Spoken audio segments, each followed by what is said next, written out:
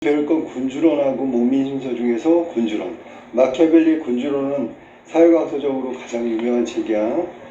군주는 당연히 통치하는 사람, 통치자를 말하는 거고, 통치자에 관해서 마키아벨리가 통치자는 어떠해야 되는가에 대한 통치자의 바람직한 통치 방법에 대해서 여기서 지금 설명하고 있는 거야.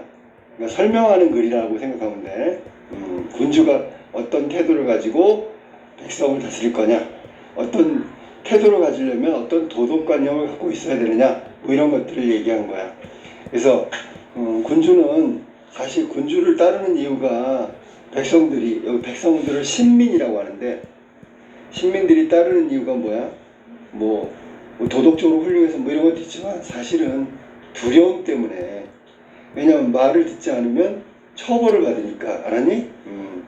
그래서 마키아벨리가 주장하는 게 뭐냐면, 신민들은 군주를 따르는 이유가 두려움 때문이다, 처벌 때문이다, 뭐 이런 것들을 이야기하고 있는 거야. 그러니까 처벌을 하는 사람은 일종의 절대자잖아. 그러면 바람직한 통치를 하는 것이 얼마나 그 두려움이라는 그 신민들을 다스리는 좋은 기본이 되는가를 지금 설명하고 있다는 거야. 알았어? 그 다음에 설명인 동시에 내용을 따져보면 군주가 가져야 될 바람직한 태도, 도덕관념에 대한 이야기를 하고 있지. 그러니까 이러이러한 걸 가져야 한다, 이러이러한 태도를 지녀야 한다라고 주장하는 내용도 포함되어 있어. 두 가지 다 있다고 생각하면 돼. 자, 그럼 서론부터 한번 볼까? 군주론을 처음 봐봐. 저는 모든 군주가 잔인하지 않고 인자하다고 생각되기를 더 원해야 한다고 주장합니다. 그렇지만 자비를 부적절한 방법으로 베풀지 않도록 조심해야 된다. 그러니까 이 문장만 보더라도 자비를 베푸는 것이 필요하긴 하지만 부적절한 방법으로 베풀면 안 된다. 알았니? 그 다음에 첫 번째 문장에 모든 군주가 잔인하지 않고 인자하다고 생각되기를 더 원해야 한다고 생각한다는 얘기는 실제로는 잔인하다는 얘기고 인자하지 않다는 얘기야. 자, 체사르 보르자.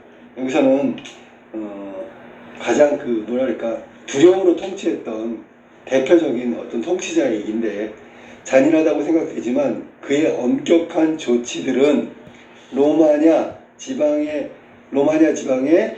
질서를 회복시켰고, 자, 엄격한 조치가 로마냐 지방의 질서를 회복시켰다는 얘기는 통치가 잘 이루어졌다는 얘기야. 단점은 뭐지? 잔인하다는 얘기지. 그 지역을 통일시켰으며 또한 평화롭고 충성스러운 지역으로 만들었습니다. 그러니까 잔인함이 결국 질서 회복과 통일, 그리고 평화로움과 충성스러운 지역으로 만들었다는 얘기야. 그래서 보르자의 행동을 잘 생각해 보면 잔인하다는 평판을 듣는 것을 피하려고 피스토이아가 4분 5열 관계가 찢어진 거지. 피스토니아는 또 역시 지방이고 로마냐 지방하고 비슷한 거야. 피스토니아 지방이 4분 5열 되도록 방치한 피렌체인들과 비교해 볼 때, 그러면 보르자는 4분 5열 되는 걸 막았단 말이야. 알았어? 피렌체는 보르자하고 달리 자비로운 통치를 했다고. 보르자는 잔인한 통치를 했고, 잔인한 통치의 결과는 질서 회복과 통일, 평화롭고 충성스러운 지역으로 만든 거야. 반면에 피렌체는 자비를 베풀었을 때 비교해 보니까 그가 훨씬 더 자비롭다고 판단할 수 있을 것입니다. 그러니까 결국 자비와 잔인, 둘 중에서 잔인이 성공한 거지. 따라서 현명한 군주는 자신의 신민들의 결속과 충성을 유지할 수 있다면 잔인하다는 밑줄 쳐. 말하고 싶은 거, 잔인하다는 비난을 받는 것을 걱정해서는 안 된다. 어쩔 수 없다. 잔인하지 않고 질서를, 여기서 평화를 이룰 수가 없다, 그런 얘기야. 왜냐하면 지나친 자비로움으로 무질서를 방치해서 많은 사람이 죽거나 약탈당하게 하는 군주보다는 비교야. 자비로운 통치는 이렇게 무질서와 약탈을 만들어내. 소수의 몇몇을 시범적으로 처벌함으로써 보통 이걸 뭐라고 하냐면 지금 까먹었어. 한자성어를. 소수 몇몇을 시범 케이스를 처벌함으로써 기강을 바로잡는 군주, 이걸 일벌백계라고 하잖아. 그러니까 잔인한 통치야 이게. 군주가 실제로 훨씬 더 자비로운 셈이 될 것입니다. 이 자비로움을 좀 줘봐. 이 자비로움은 통치, 신민을 대한 태도가 자비롭다는 게 아니고 결과가 자비롭다는 얘기야. 전자는 공동체에 해를 끼치지만 군주가 명령한 처형은 단지 특정한 개인들, 아까 일벌백계 벌 받는 개개인을 말하는 거야. 그들은 잘못했어. 그 벌을 받는 거야. 다른 사람들은 벌 받는 걸 보면서 그런 벌을, 죄를 짓지 않는 거지. 그게 여기 나온 대로 단지 특정한 개인들, 일벌백계의 대상들만 해치는 것에 불과합니다. 소수를 희생시켜서 다수의 질서를 회복하는 거야. 그게 잔인함이라는 얘기지. 여기서 무자비하게 다 죽여야 그런 뜻이 아니야. 그리고 신생국가는 위험으로 가득 차 있기 때문에 군주 중에서도 특히 신생군주는 잔인하다는 평판을 피할 수 없습니다. 왜? 신생국가는 무질서하기 때문에 그래. 그러니까 그대로 놔두면 전체가 다 무질서해져. 그러니까 일벌백계로 소수에게 잔인한 통치를 함으로써 신생국가는 질서를 만들 수 있다는 거야. 베길리우스는 디도의 입을 빌려서 다음과 같이 말했다. 다 사람들이고, 상황은 가혹하고 내 왕국은 신생왕국이어서 나는 그런 조치가 뭐야? 잔인한 통치를 할 수밖에 없다. 국경의 구석구석을 방어했노라. 그러니까 결과적으로 그런 조치, 잔인한 통치를 해서 얻은 게 뭐야? 구석구석의 국경을 방어할 수 있었다. 알았지? 상황이 너무 가혹했다는 얘기는 신생국가여서 무질서했다는 얘기고, 결국 베길리우스는 디도의 입을 빌어서 다음과 같이 말했다. 그래서 디도가 말한 거 이건 베길리우스의 생각을. 자, 그 다음 볼까? 그렇지만 군주는 참소를 믿고, 참소는 보통 바른 말을 말하는 거야. 옳은 권의 알았니? 그리고 참소는 이런 뜻도 있어. 뭐냐면 옳은 권이라는 것은 누군가에게 고해 바치는 건데, 보통 참소할 때 쓰는 거는 죄가 없는 사람을 죄가 있다고 거짓으로 고해 바치는 걸 참소라고 그래요. 여기는 지금 군주는 참소를 믿고 사람들에게 적대적인 행동을 취할 때는 이건 잘못된 거잖아, 그지? 잘못된 조언을 듣고 적대적인 행동을 취할 때는 신중해야 된다. 그냥 하면 안 된다. 그렇다고 지나치게 우유부단해서는 안 된다. 우유부단이 뭐야? 이러지도 못하고 저러지도 못하고. 그래서는 안 된다고. 그러니까 참소를 믿고 행동을 취할 때는 신중해야 되고, 너무 우유부단해서는, 지나치게 우유부단해서는 안 된다. 이게 군주의 태도란 말이야. 군주는 적절하게 신중하고 자유롭게 행동해야 된다. 이거 봐. 바람직한 군주가 위에서는 일부 소수에게 하는 잔인한 어떤 형벌이나 태도를 취한다고 했었는데, 여기 와서는 지금 달라졌지, 그지? 첫 번째가 뭐야? 신중하라는 거. 두 번째, 자유로워야 된다는 거. 지나친 자신감으로 인해서 경솔하게 처신하거나 의심이 많아 주위 사람들이 견디기 어려워하는 역도한다. 이것도 군주가 가져야 하는 태도 세 번째라고. 첫 번째, 적절하게 신중하다. 두 번째, 자유롭게 행동해라. 세 번째, 경솔해서는 안 되고 의심이 많아서는 안 돼. 아니?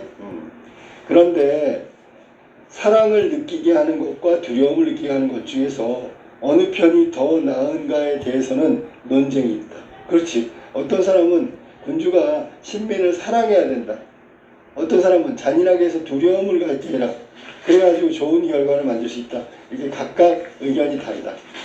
제 견해는 아우렐리오 지금 마키아벨리지, 그지? 마키아벨리 견해는 사랑을 느끼게 하는 동시에 두려움을 느끼게 하는 것이 바랍니다. 이거 뭐야? 이건 뭐 이중적이지, 그지? 그러니까 이게 사랑 동시에 두려움을 느끼게 할 수는 없어. 사랑을 느끼게 할 때는 느끼고 두려움을 느끼게 할 때는 두려움을 느껴라. 이거를 말하는 거지. 어떻게 사람의 군주의 감정이 동시에 사랑과 두려움이 동시에 있게 할 수는 없단 말이야. 자, 그러나 동시에 둘 다 얻기는 어려우므로 굳이 둘 중에 하나를 포기해야 한다면 저는 사랑을 느끼게 하는 것보다 두려움을 느끼게 한다. 위에서 말한 대로 하면 뭐지? 잔인하게 하는 거. 그러면 마키아벨리가 얘기한 것 중에 최선의 방법은 뭐야?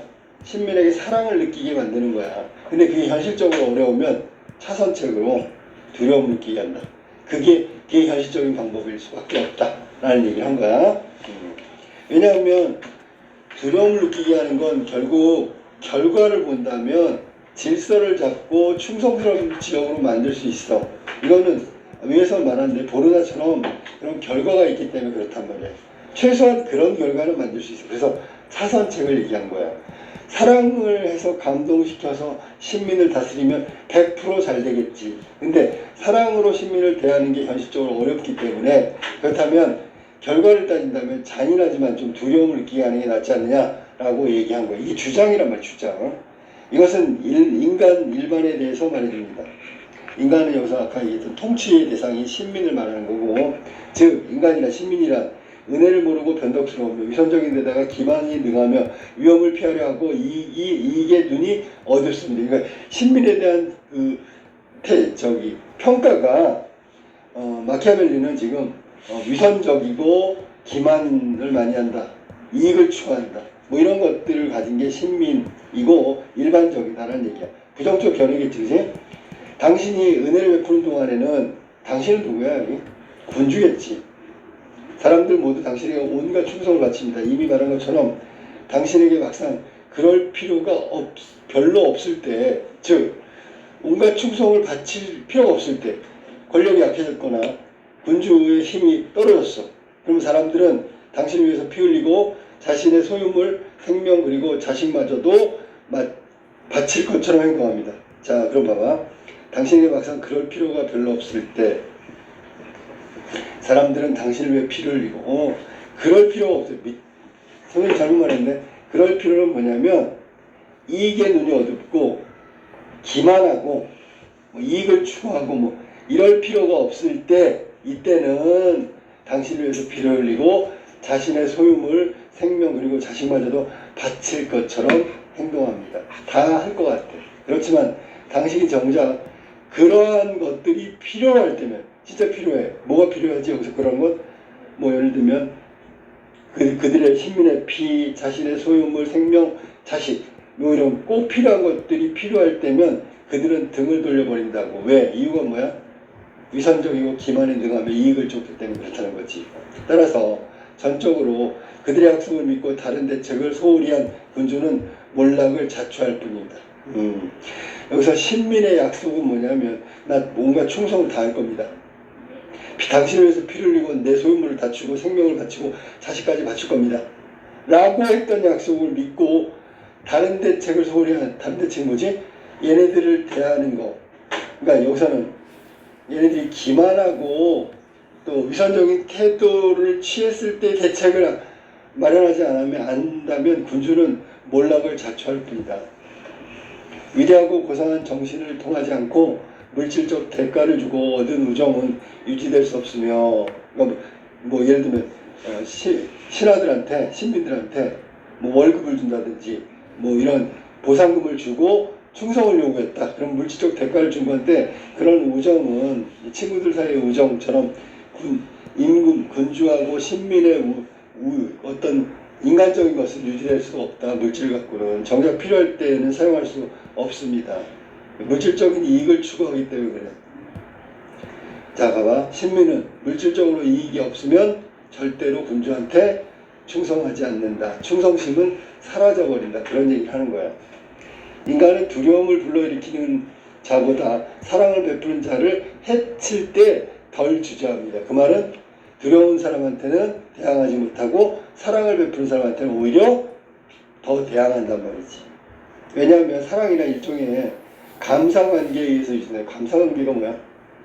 베풀어줘서 감사합니다. 이런 거야.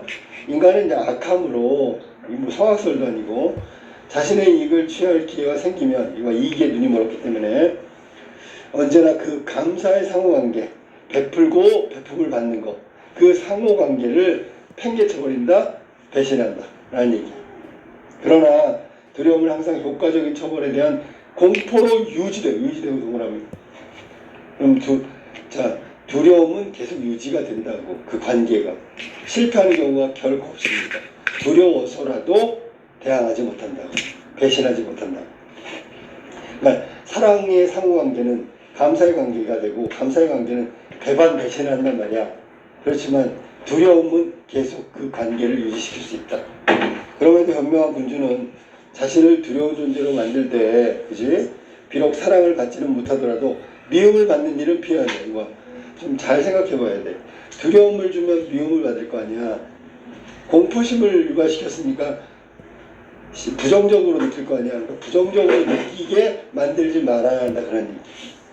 미움받지 아니면서 두려움을 느끼게 하는 것은 얼마든지 가능하기 때문입니다. 방법 말해봐. 그러면.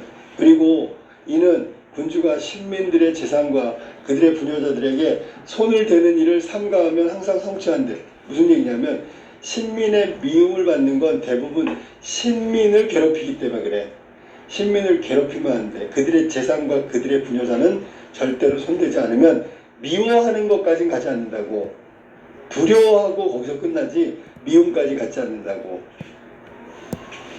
자, 그 다음에 만약 누군가 처형이 필요하더라도 적절한 명분과 명백한 이유가 있을 대로 국한해야 된다. 이게 뭐야? 딱 정해져 있는 거야. 아까 선생님이 그 일벌백계 할 때 다수가 아니라 소수라 그랬지. 이렇게 죄의 어떤 범위라든지 대상이라든지 이유가 딱 규칙적으로 정해져 있어야 된다는 거야. 자기 기분대로 막 처벌하면 안 된다고. 그렇게 처벌하게 되면 무엇보다도 군주는 타인의 재산을 손에 대어서는 안 된다. 이 지금 막 얘기했던 타인은 바로 신민들의 재산을 말하는 거야. 그들의 부녀자도 안 된다 그랬지. 왜냐하면 인간이란 어버이의 죽음은 쉽게 잊어도 재산의 상실을 좀처럼 잊지 못하기 때문이다. 그러면 그들, 여기서는 신민들의 재산은 굉장히 민감한 어떤 결과를 낳는단 말이야. 즉 인간의 속성은, 인간의 도리, 여기서는 어버이의 죽음은 슬픈 일이지. 부모를 떠나보낸 거잖아. 그러면 슬픔이라는 건 여기서는 부모하고 자식 간의 슬픔이잖아. 이런 인간의 도리보다도 재산의 상실, 이건 이익이 소멸된 거야. 그거에 훨씬 더 민감하다는 얘기야. 더 오래 남는다는 얘기야. 게다가 재산을 몰수할 명분은 항상 있게 마련입니다. 그치? 약탈을 일삼으며 살아가는 군주는 항상 타인의 재산을 빼앗을 핑계를 발견할 수 있어. 언제든지 발견할 수 있다. 왜? 권력이 있으니까.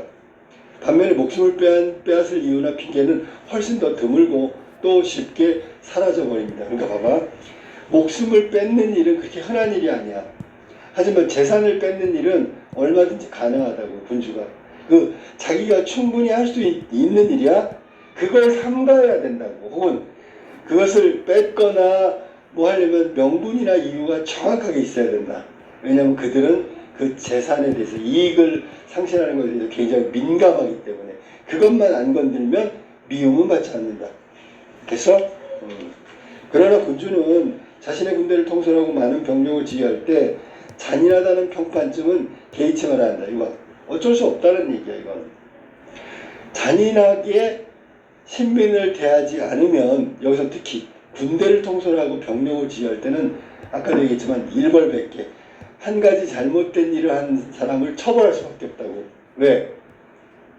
그래야지 다른 병사들이 군율을 따르기 때문에. 이거 삼국지에도 나오지.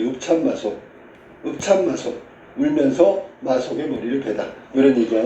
그게 이제 아마 마속이 명령을 어기고 산에다가 자기 부하들을 데리고 있으라 그랬는데 딴 데로 옮겼거든.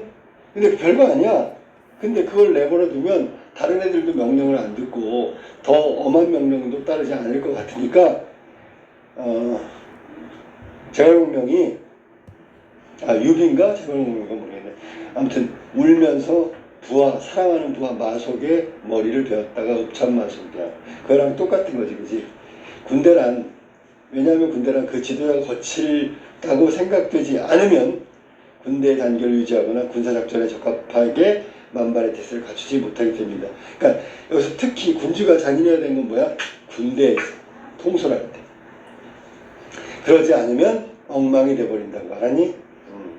하니발 장군의 활약에 관한 설명 중 특히 주목할 만한 사실은 그가 비록 수많은 종족이 뒤섞인 대군을 거느리고 이역, 저 다른 지역에서 싸웠지만 상황이 유불리, 불리하든 유리하든 간에 상관없이 군 내부에서 또 그들의 지도자에 대해서 어떠한 분란도 일어나지 않았대. 이유는 뭐야? 강력한 통치. 그 통솔은 어디서 왔다고? 지금 갑자기 나온 게 왜 그래? 잔인하게 되었단 말이야. 그래서 성공한 사례가 한니발 장군이라고.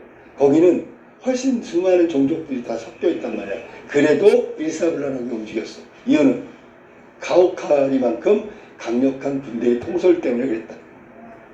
이 사실은 그의 많은 다른 훌륭한 역량과 더불어, 그러면 통솔력 말고 한니발이 가지고 있는 훌륭한 역량과 더불어 부하들이 그를 항상 존경하고 두려워하도록 만든 그의 비인간적인 잔인함에 의해서만 설명될 수 있다. 그리고 한니발이 뛰어난 점이 굉장히 많은데 그렇게 통솔을 잘했던 거는 자기 부하들을 정말 강력하게 잔인하게 통솔했기 때문이다. 그거를 우리가 높은 가치를 둘 수밖에 없다. 다소 비인간적이지만. 알았니? 그리고 그가 그토록 잔인하지 않았더라면 그의 다른 역량 역시 그거 말고 장점이 있을 거 아니야. 뭐 싸움을 잘한다든지 뭐 자상하다든지 뭐 이런 것들은 다 묻혀버리는 거지. 그러한 성과를 거두는데 충분하지 않았을 것입니다. 즉 그 군대를 통솔하고 지휘하고 일사불란하게 만드는데 충분하지 않았을 거다. 분별 없는 저술가들은 이러한 성공적인 행동을 찬양하면서도 그의 성공에 주된 이유를 비난하는 어리석음을 범하고 있습니다. 그러니까 무슨 얘기냐면 한니발은 정말 강력한 통솔로 일사불란하게 전쟁에서 많은 승리를 거뒀어. 훌륭해. 하지만 너무 잔인하고 강력해가지고 너무 비인간적이야. 이렇게 분별 없는 저술가라고 그랬으니까 저술가들 중에 그렇게 얘기한 사람인데 걔네들은 다 분별력이 없는 거다. 그렇게 얘기한 거야. 알았니?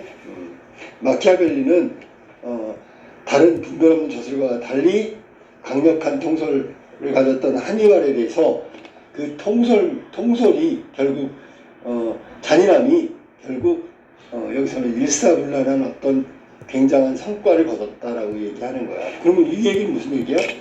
군주도 한니발처럼 잔인할 수밖에 없다라는 얘기를 하고 있는 거고, 그래야 훌륭한 통치가 된다 그런 얘기지. 한니발의 다른 역량들로는 충분하지 못했을 것이라는 저의 논점은 스키피오가 겪은 사태에서 입증됩니다. 이거 다 예시 아니야, 그지? 그는 당대는 물론 후대에도 매우 훌륭한 인물로 평가받았지만 그의 군대는 에스파냐에서 그에게 반란을 일으켰습니다. 지금 딱 흐름을 보니까 한니발하고 반대가 될 수도 있어. 이는 바로 그가 지나치게 자비로워서, 그지? 적절한 군사적 규율이라고 해야 돼. 기율도 좋고 규율도 좋고 유지하는 데 필요한 것보다 더 많은 자유를 병사들에게 허용했기 때문에 결국 결과는 반란으로 이어졌다는 거야. 한니발은 끝까지 성공적으로 통솔했는데 그러면 스키피오는 너무 자비로웠기 때문에, 사랑을 베풀었기 때문에, 자유를 줬기 때문에. 알았니? 이로 인해서 파비우스 막시무스는 원로원에서 그를 탄핵하면서 잘못을 꾸짖으면서 벌주자고 하는 거지. 로마 군대에 부패시킨 장본인, 어떤 문제를 일으킨 그 본인을 장본인이고 나쁜 뜻으로 쓰는 거야. 스키피오를 탄핵하자. 그치? 그리고 스키피오가 임명한 지방 장관이 로크리 지방을 약탈했을 때 스키피오는 그 주민들의 원성을 들어주지 않았으며 또한 오만한 성품을 가진 그 지방 장관을 처벌하지도 않았대. 그럼 무슨 얘기야? 자, 봐봐. 로크리 지방을 약탈했잖아. 자기 부하가. 약탈이란 말이 뭐야? 무자비하게 시민들의 재산이며 뭐 생명을 다 빼앗은 거 아니지, 그지? 그럼 당연히 벌을 줘야 되는 거지. 죄를 졌으니까. 근데 그냥 주민들이 벌해달라고 그렇게 얘기했는데 벌을 주지 않았단 말이야. 처벌하지 않았단 말이야. 그 모든 것은 스키피오의 과도한 자비로움, 미칠적 과도한 자비로움. 스키피오의 몰락은 바로 저기에 있는 거야. 과도한 자비로움. 실제로 원론에서 그를 사면하자고 발언한 인물은 타인의 비행을 처벌하기보다는 스스로 그러한 비행을 저지르지 않는 데에 탁월한 사람들이 있는데 타인의 비행을 처벌하는 건 누구지? 아주 강력한 통치를 하는 군주고 스스로 그러한 비행을 저지르지 않는 데에 탁월한 사람. 이거는 뭐야? 자비를 베푸는 군주를 말하겠지, 그지? 둘 중 안에서 스키피오가 바로 그런 유형의 인물이라고 변호했습니다. 그러면 스키피오, 사면하자고 하는 사람은 스키피오를 풀어주자고 하는 사람이고, 풀어주자고 하는 이유가 뭐야? 그랬더니 군주 중에서는 잔인한 군주가 있고 자애로운 군주가 있는데 스키피오가 자애로운 군주 스타일이다. 그러니까 죄가 있는 게 아니다. 그러니까 죄를 풀어주자 뭐 이런 얘기를 한 거야. 알았니? 이러한 그의 군대 지휘 방식에 견제를 받지 않고 방임되었더라면, 자 방임, 그냥 내버려뒀더라면 그 자신의 성격으로 인해서 그래서 너무 지나치게 자비로운 거지. 스키피오의 명성과 영광은 빛이 발했을 것입니다. 빛이 발했다는 얘기는 우리가 보통 옷을 널었을 때 빨래하고 옷을 널었는데 햇빛을 너무 오래 보면 있잖아 발해버려. 그러면 누렇게 하얗게 변해버린다고. 그럼 명성이 누렇게 변하거나 하얗게 변한다는 건 명성이 없어져 버렸다는 거지. 퇴색됐다는 거지. 자, 그 다음에 그 원인이 뭐라고? 지나치게 자유로운 성격이기 때문에 그랬다. 그러나 그는 원로원의 통제하에 있었기 때문에 이처럼 유해한 성품이 뭐야? 자유로운 성품이야.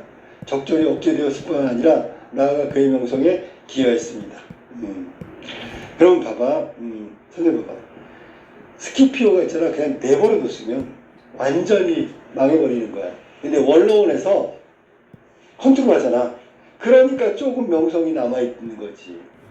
그러니까 원로원이 스키피오를 너무 지나치게 자유로운 걸 컨트롤했다. 억제시켰단 말이야. 그래서 스키피오의 어떤 명성이 남아있는 건 원로원과 똑같은 생각을 한 게 마키아벨리라고. 즉 군주는 잔인해야 되고 통치는 뭐 비인간적이 돼야 된다라고 생각하는 마키아벨리 저자의 생각하고 똑같은 거지. 원로원의 생각이 저자의 생각이야. 알았니? 그러니까 원로원이 스키피오의 명성을 유지시켜준 이유는 억압했기 때문에 그래. 즉 억압했다는 게 눌렀다는 게 아니라 자애로움을 줄였기 때문에 그렇다고. 그냥 방임을 걸었다면 완전히 빛을 발했을 거야. 마지막 결론. 두려움을 느끼게 하는 것과 사랑을 느끼게 하는 것의 문제로 되돌아가서 저는 인간이란 자신의 선택 여하에 따라서 사랑을 하지만 그지 스스로 결정하잖아. 군주의 행위 여하에 따라서 군주에게 두려움을 느끼기 때문에 자 봐봐 잘 읽어봐야 돼. 사람들 신민들은 자신의 선택 여하에 따라서 사랑을 하지만 사랑은 결국 스스로 선택하는 문제지만 군주의 행위 여하, 군주가 어떻게 행동하느냐에 따라서 군주에게 두려움을 느끼기 때문이다. 현명한 군주라면 자 사랑은 스스로 느끼는 걸 알지. 그 다음 두려움을 느끼게 하려면 누가 행동을 만들어야 돼? 군주가 만들어야 되는 거야. 군주가 어떻게 행동하느냐에 따라 두려움이 생길 수가 있다는 거지. 없을 수도 있고. 그러면 현명한 군주라면 어떻게 돼? 타인의 선택보다 자신의 선택에 더 의존한다. 무슨 얘기야? 여기는 사랑보다는 두려움을 선택해야 될 거다. 군주가 선택할 수 있는 건 사랑이 자연스럽고 사랑은 개인적 스스로 선택이지만 그 두려움을 느끼게 하는 거 있잖아. 굳이 선택해야 되는 거야. 그러면 군주라는 거 있잖아. 봐봐. 군주는 자연스럽게 사랑을 선택할 수 있어. 두려움을 느끼기에는 그거는 의도적으로 선택해야 된다는 거지. 그러니까 군주는 의도적으로 자기가 신민들이 두려움을 느끼는 선택을 해야만 한다. 그런 얘기야. 알았어? 자, 군주는 신민들이 두려움을 느끼게 하려면 어떻게 해야 된다고? 스스로 잔인해져야 된다라고 하는 거야. 지금. 계속 처음부터 끝까지 군주의 통치하는 태도, 신민을 대하는 도덕, 그 어떤 것들은 통치 방법은 잔인함이야. 이 잔인함이 무자비함을 얘기한 건 아니라고 그랬어. 다만 앞에서도 말한 것처럼 미움을 받으니 뭐 신민의 재산과 신민의 분야를 건드리면 안 돼. 알았니? 그 일만 피하면 미움은 받지 않는다. 오케이? 결국 군주는 자유로움보다는 두려움을 느끼게 하는 통치가 맞는 거라는 얘기를 하고 있는 거야. 이게 마키아벨리의 군주론이고 아마 천천히 가사만 읽어보면 내용할 수 있을 거야. 알았지?